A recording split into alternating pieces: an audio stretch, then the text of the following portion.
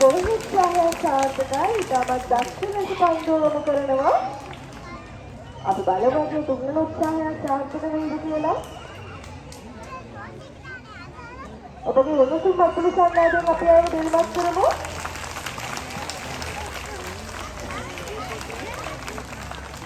තුන්වන උත්සාහය සාර්ථකයි.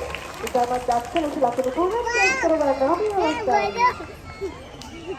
අලුත් කියලා කියන්නේ ආරම්භ වන සත්‍යය. ඒ වගේම ශාරීරික උෂ්ණත්වයේ ශේෂ සංකේත පුස්තකයක් වගේ වෙනවා. මම දිනකට පැය කිහිපයක් ජලයට බහලා කාලය ගත කරනවා. ඒ මොකද මෙයාලගේ ශරීරයේ විශාල මාංශ පේශී ක්‍රියාකාරීත්වය නිසා ඇති වෙන උෂ්ණත්වය අඩු කරගන්න තමයි මම මේ ආකාරයට ජලයට බහලා කාලය ගත කරන්නේ. අපේ නම් බහදිය පිටවෙන ශ්වේත ගන්ධය පිළිట్లా තියෙනවනේ. මෝන්ගේ ඒ ශ්වේත ගන්ධය විකරණය වෙලා තියෙන්නේ. අන්න ඒ නිසා තමයි මම විතරම කන්සලවන්නේ. අපි ආහාර ගන්නවානේ. ඉතින් මේ පෙන්නන්නේ අපේ අලියාලෝ කොහොමද ආහාර ගන්න කියලා. ජාතික සත්වෝද්‍යාන දෙපාර්තමේන්තුවේ දිනකට අලියෙකුට කිලෝග්‍රෑම් 250ක පමණ ආහාර ප්‍රමාණයක් ලබා දෙනවා.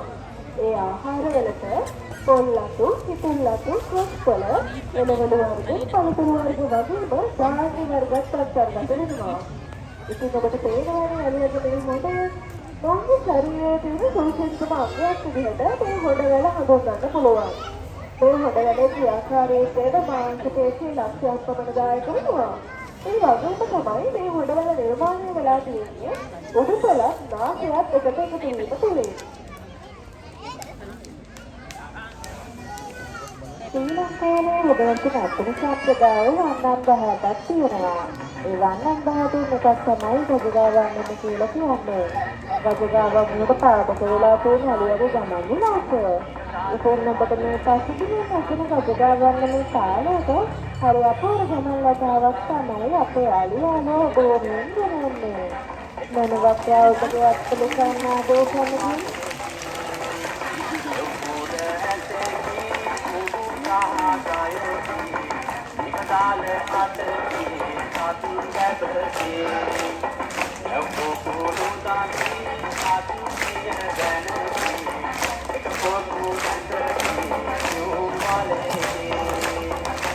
ඒ හේතුවෙන් සමගින් වැඩිහිටියන්ගේ ඉන්නට අලෙමතුරු හමුවන පොඩිනාට පත්වනවා.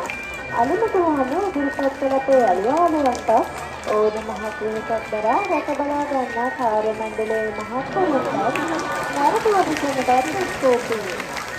අපේ අලියාලුවන් මෙතන විඥානක පත්වෙන් ඔවුන්ට ප්‍රණීතවත් පළතුරු සංග්‍රහයක් ලබා දෙනවා.